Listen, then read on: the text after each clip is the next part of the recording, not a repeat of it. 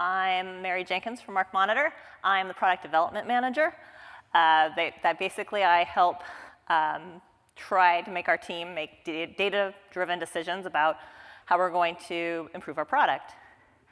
So today I'm going to talk about the data behind what we mean by the most visible. So there's been a lot of talk about consumer-centric and protecting the most visible places, but we haven't really dove deep into what that means. So today I'm going to show you a lot of the research that I've been doing for our team to decide what marketplaces, search engines, and social media sites really matter or should really be prioritized for brand protection. So I'm going to start with search engines because everything starts on a search engine. Go to marketplaces, talk about social media, and then some key takeaways. So first, search engines.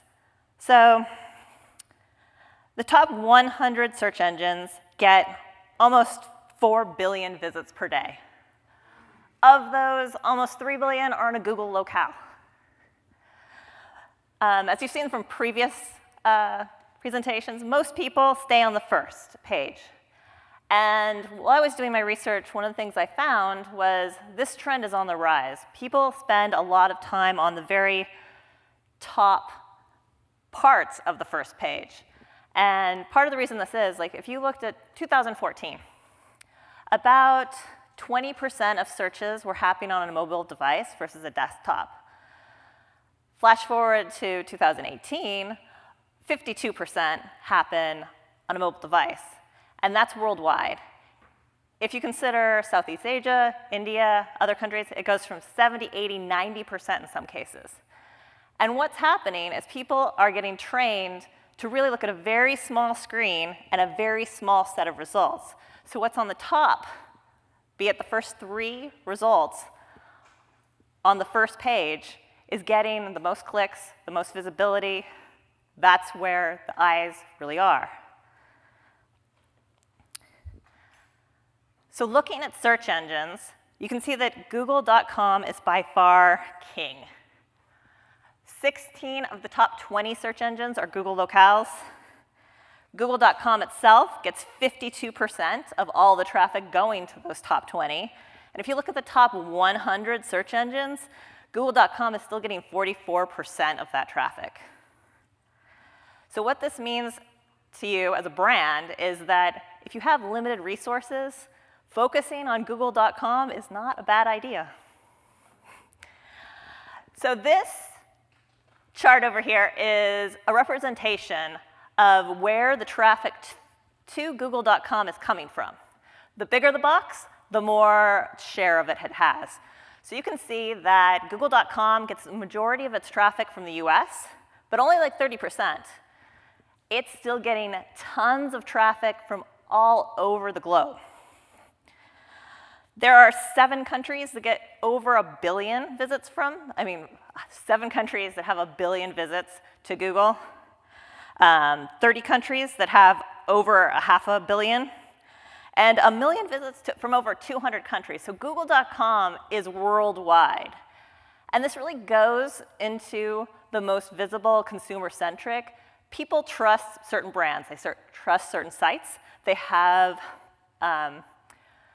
behavioral patterns. Once they're in it, once they trust a site, they'll go back to it again and again and again. So there's flash in the pan sites, might get really popular for a little bit, but people kind of trust the big guys. This is Baidu.com, biggest search engine in China. By far, most of the traffic is coming from China or adjacent Chinese satellites or countries that used to be China, that kind of stuff. And then some traffic from the US. But you can really see, if your main problem is China, you want to make sure that you're covering Baidu.com. Now, while Google.com had traffic from all over, Google India, almost everything's from India. So if your #1 problem is India, Google.com, Google India, pretty much covered. Marketplaces. So Marketplaces is where most e-commerce happens. There is other sites, there's smaller sites, but when you're looking for most visible, when somebody's going online looking to buy something, they're going to go to one of their favorite e-commerce sites. They might compare prices across a couple of them, but chances are they've got 1 to 5 sites they're looking at. So, much like the search engines, we see that 80% of shoppers will click on something on the first page. And we kind of see this again and again across all online space. Our cell phones have taught us that if we do not like what returns on our search, we don't keep scrolling page to page to page. We just do another search until we see something we like. Most clicks happen on one of the first 3 items. And over a third of people will click on that top thing on Amazon. So if they're on Amazon.com, that top returned listing is by far the most eyeballs that it's going to happen. So this is top marketplaces by traffic. And you can see down here that much like Google.com, Amazon.com is the most. 6 of the top 20 online marketplaces are Amazon locales. 4 clustered, a couple in, Taobao, JD.com are up there, 4 from China. And the average bounce rate is 38%. So you can see the blue is the traffic that sticks around, and then my chart changed color from when I made it. And the orange is the bounce rate. So I'm going to talk a little bit more about bounce rate and why we should care. So bounce rate is when you go to a website and you immediately leave that website. If it's your own website, you want to reduce bounce as much as possible. So a lot of things can contribute to bounce. So it could be the site's not really that trustable, or it's not that user-friendly. So let's say you're on Facebook and you see a really cute pair of shoes, and you're like, I need to know more about those. You click on the ad, you click on the link, and it takes you to some site you've never heard of in your life. And you're like, there is no way I'm putting my credit card in here. And you leave immediately. That site would have a high bounce rate. So JD.com, which was pretty high on our list of top traffic sites, has a really high bounce rate. So while it has, I'm blinded by my lights, 650 million hits per month, with almost a 70% bounce rate, that drops dramatically to only 200 million hits per month that stick around. Now that's still a lot of traffic, but that definitely bumps it out of the top 20. So this is the top 100 marketplaces with adjusted traffic. So this is not the people who are bouncing. These are people who are making at least 1 click into the site. Whether that click is making a purchase or not, I don't know, but at least they're browsing. They're not leaving immediately. So you can see right away that Google.com and eBay.com get a ton of traffic. 15% is going to Amazon, 6% is going to eBay, and if you go all the way down into that number 100, that's Lazada, Indonesia. Still getting a lot of traffic, but when you compare it to Amazon.com, that's quite a difference. You'll see that Craigslist is up there. I'm going to come back to that. It's really kind of a big number considering it's Craigslist, but I'll talk more about that. So this is Amazon.com. Amazon.com is a lot like Google.com. Everybody knows it. It's a lot of people's first stop. Very high traffic, 2.6 billion. The average bounce rate's pretty high. I mean, they advertise a lot. A lot of people just click and look and go someplace else. But still, a lot of people stick around. 70% of the traffic is from the US, but 20 countries have over 10 million visits, and 90 countries have over 1 million visits. So there's people all over the world who are going to Amazon.com to do their shopping. And why not? If they ship to you, why not go to Amazon.com? Here's Taobao. Top marketplace in China. Most of the traffic's coming from China. The average bounce rate is about the same as Amazon. 74% of the traffic's from China. There's only 6 countries that have over 10 million visits, 19 countries that have over 1 million visits, and after that, it kind of drops off dramatically. So if your #1 concern is China, you obviously want to follow Taobao pretty closely. If you don't have a problem in China, maybe you don't need to be on Taobao that much. Maybe you have a couple of scans there, move on to the places you have a bigger problem. Here's Aliexpress. This one was kind of a surprise to me. It's one of the reasons I concluded it. So Aliexpress, a lot of traffic, over 550 million average monthly visits. The bounce rate is actually pretty low at 30%. Almost 30% of the traffic is coming from Russia, and only 6% from the US. And there's 65 countries that have over 1 million visits, but this is really very Russian-centric. I mean, China's in there, but that was kind of a surprise for me. Now, I said I'd talk about Craigslist a little bit more. This one's interesting. Craigslist has over 500 million monthly visits, which was, I mean, it's a big number. That's why it's up on the top. But, I mean, everybody knows Craigslist. It's very local-based. People in San Francisco do not see the same listings that I would see back home in Boise. So when you break it out by locales, Craigslist as a whole gets a lot of traffic, but there's only 3 cities that actually get over 10 million visits. And there's only 45 cities that get over 1 million visits. So if I was trying to figure out where I should focus and prioritize, I would definitely hit maybe those top 7 cities, and then maybe not worry about splitting off into, you know, Des Moines or something. As a whole, Craigslist, that has, you know, 200 plus locales and growing, has a lot of presence, but when you see, it's very clear that Craigslist started as a classified ads in California, Bay Area and specific, so it's got a lot of presence in California, a lot of presence in some very big cities, and not so much everywhere else. So social media. Now, this whole project really started when I sat down to think about social media and what it meant for brand protection. So I started doing a lot of research on what would really matter. I mean, there's a lot of sites out there, there's a lot of statistics, tons of users, so over 3 billion active social media accounts. The average person has a lot of social media accounts, and I think a lot of times we don't consider that. So a lot of people, it's just because sometimes you never deactivated your MySpace, it's still floating out there.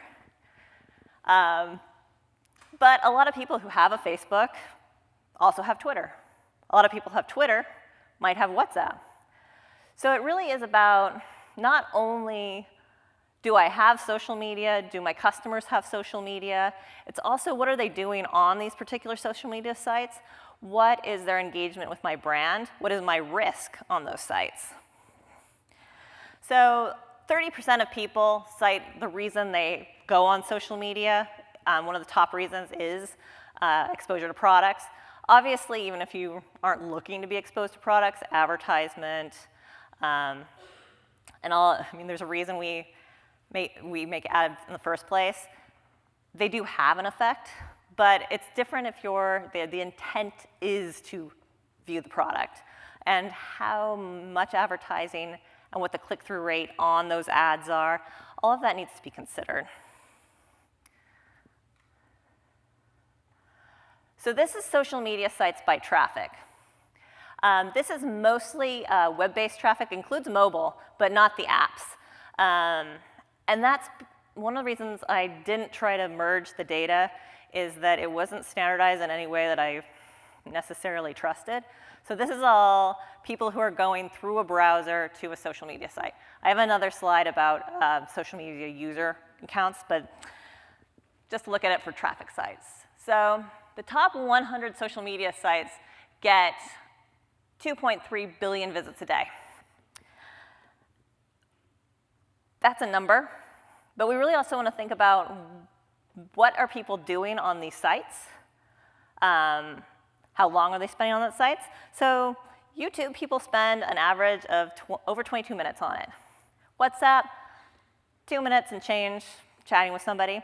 You can still have exposure, and there's always going to be outliers, but we're really talking about the most visible, the biggest bang for the buck, where should you be focusing your energy and your resources in brand protection? So this is top social media sites and applications by monthly users. So you can see Facebook, YouTube, WhatsApp, a lot of users. Facebook has over around 2.2 million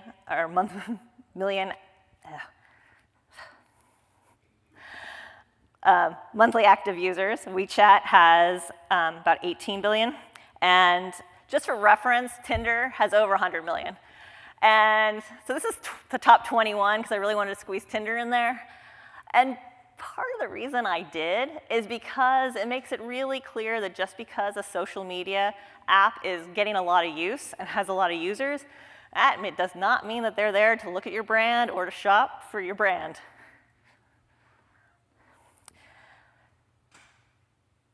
So that led me down the road of how do I prioritize social media beyond how many users it has or how many visits it has a day? So I started to think that in a lot of ways, what people are doing when they're on that site and they're actually engaging with an ad or a brand or a link. So this is traffic from Facebook, where it's going.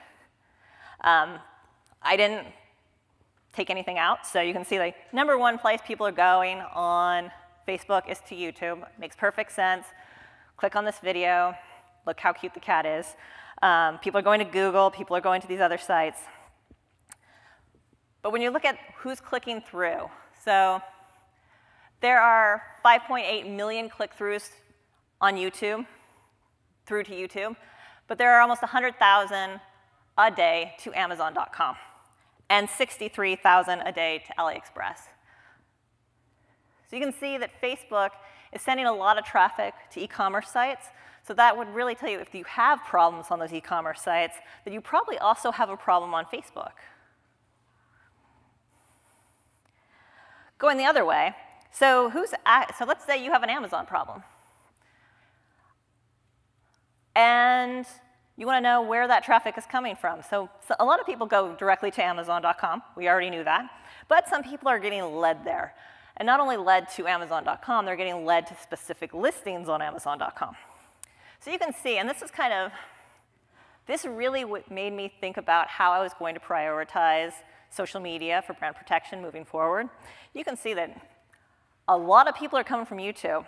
And some of that is they're watching ads on YouTube, and they're like, I love that. I'm definitely going to go buy that. And some people are, blog sites. They'll use YouTube to direct them to certain products. Facebook, we knew Facebook was going to have a lot of traffic because we already looked at Facebook. And then Reddit. Reddit was the number 3 place where Amazon traffic was coming from in terms of social media. Just for kind of scope, 45 people a day were clicking in from VK.com. VK.com is pretty much the Russian version of Facebook. Not affiliated, but they look exactly the same, except for one's in Russian. There are 1.6 million people from the US who are using VK.com, but almost nobody is going from VK.com to Amazon.com. Etsy. So this wasn't a surprise at all, unlike Aliexpress. Etsy.com is getting a lot of its traffic from Pinterest. No surprise whatsoever. So it's nice to have that validated. So Pinterest, if you have a problem on Etsy, you probably also have a problem on Pinterest, and vice versa. A lot of traffic from Facebook.com, a lot of traffic from Reddit. And while LinkedIn might have its problems, Etsy's not one of them. 38 people are clicking from Etsy, or from Etsy to, or from LinkedIn, whatever, So it really matters why people are on sites and what they're doing there and what they plan to do there. There's always going to be exposure, but you also have to think, how are people reacting? How are people engaging your brand? How are people likely to get fooled? Just because they're on like Instagram and they see an image that depicts your brand, there is a sense of it could degrade your brand in a marketing sense, but if they're not clicking on anything that's going to actually take them to a certain site to make a purchase or to make a download, that doesn't have the same risk involved. So there's exposure, and then there's actual action that could be happening. So they told me to be fast, so I talked a little fast. So some key takeaways. We really want to focus, when we think about most visible, we want to think about the most traffic, we want to think about the most users. We also want to think about the countries that traffic is coming from. I didn't really go into a lot of tailoring per country, but you would want to consider things like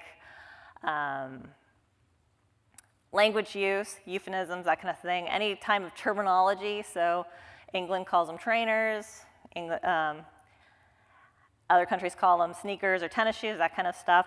All of this needs to be evaluated. You really want to look at where your problems are, what kind of behaviors are, what the people who are on those sites are doing. When you think about consumer-centric, you want to think about not only in terms of numbers, but also in terms of people.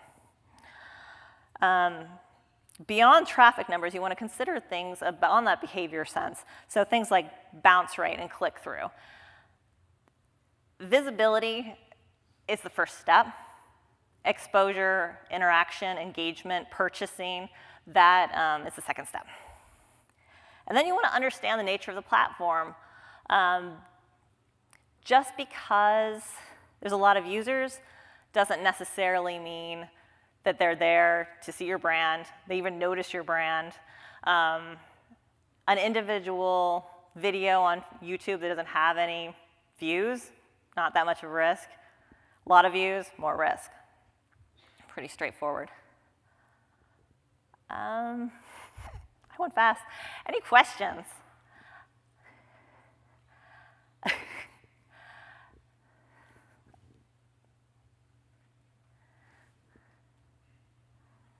All right.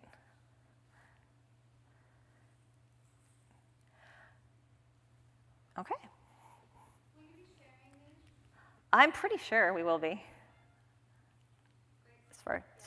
Yeah, sorry I went so fast. I mean, I suppose I should specify that, so all the stats on the oversight, these are all from published articles, and I cite them down here. All of this, all the research I pulled myself in the last 2 weeks, so you might see some differences in, I think my thing just went off. You might see some differences in the numbers from some of the previous presentations, and that's because this data comes like after the great Facebook bot purge. So I saw the Facebook number of users drop dramatically. A lot of this stuff was really interesting. It was really eye-opening for me as a product analyst to see how people were actually interacting with the sites, where they were going, where the traffic was coming from. Some of the sites on the marketplaces that we're talking about, like the bounce rate, the nature of a site that has a really high bounce rate, there were sites that were basically, a startup would pretty much blow all their budget on something like a Super Bowl ad, and they'd get a whole bunch of traffic for 1 month, but then nobody really engaged with the site and it was gone the next month. So when, as MarkMonitor is thinking about which platforms to add, which marketplaces and search engines to look at, we really want to look at the, not necessarily long term, but also at least like a 3-month thing of really understanding how people are interacting with the site, what are they doing once they're on the site, and making sure that they're actually clicking through and doing something on the site and not just going there because a celebrity told them to on Facebook. Yeah. Hi, one quick question. So what is the source of your numbers for traffic? So I used a couple of different databases. It's mostly all SEO and SEM stuff. So there's a lot of sources out there that are specific to help brands or really even sellers, not even like initial brands, but people who are selling on Amazon, telling them the tricks and the best places to sell. So I've just reverse engineering that and going, okay, if Bob 42, he really has all of this stuff to sell. He wants to move his product. This is how he's been told to do it. This is all the evidence about what are the really good sites to sell and what are the really bad sites to sell and how to do it. So I'm just going the other way and going, this is how I stop Bob.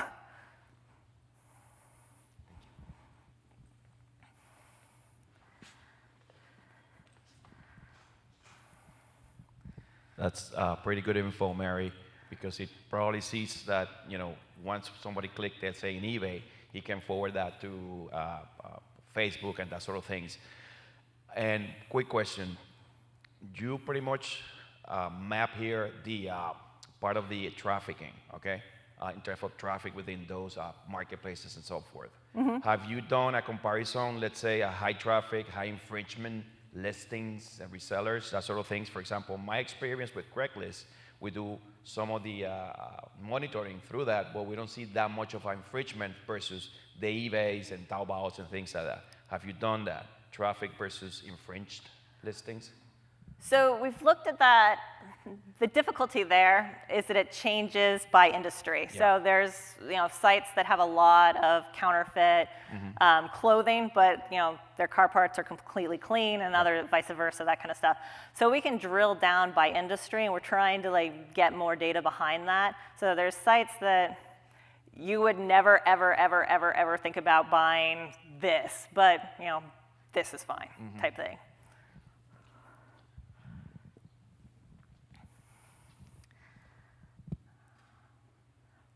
All right, thanks for asking questions, guys, because I was feeling pretty bad.